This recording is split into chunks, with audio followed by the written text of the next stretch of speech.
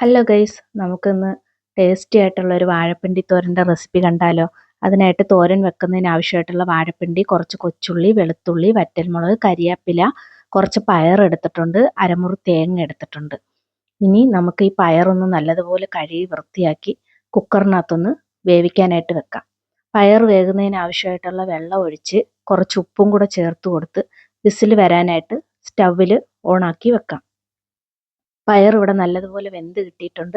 ഇതിനകത്തോട്ട് കുഞ്ഞായിട്ട് അരിഞ്ഞു വെച്ചിരുന്ന വാഴപ്പിണ്ടിയും കൂടെ ചേർത്ത് കൊടുത്ത് ഒരു വിസിൽ വരുന്ന വരെ വെയിറ്റ് ചെയ്യാം.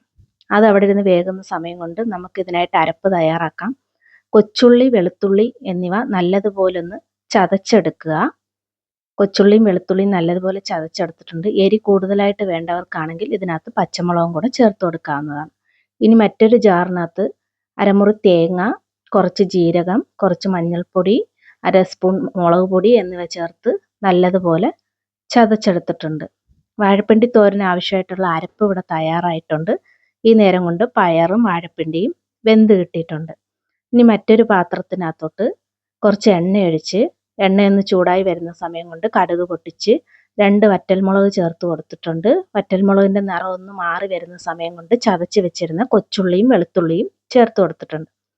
ഇതൊന്ന് നല്ലതുപോലെ ഒന്ന് പച്ചമണം മാറി വരുന്നത് വരെ ഒന്ന് വഴറ്റി കൊടുക്കുക. കുറച്ച് കരിയാപ്പിലയും കൂടെ ചേർത്ത് കൊടുത്ത് ഒന്ന് ഇളക്കി കൊടുത്തതിന് ശേഷം ഇതിനകത്തോട്ട്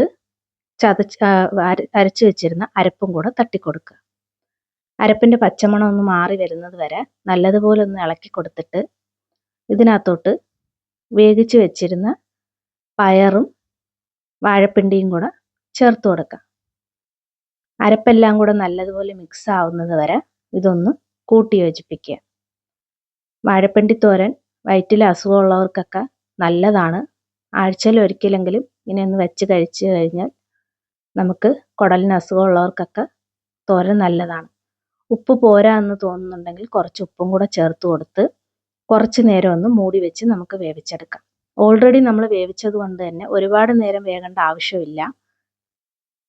നമ്മുടെ വാഴപ്പിണ്ടി തോരൻ ഇവിടെ റെഡി ആയിട്ടുണ്ട്. നല്ല ടേസ്റ്റി ആയിട്ടുള്ള വാഴപ്പിണ്ടി തോരനാണ്. അപ്പോൾ എല്ലാവരും ഒന്ന് ട്രൈ ചെയ്ത് നോക്കുക. അപ്പോൾ അത്രേ ഉള്ളൂ. ടാറ്റാ.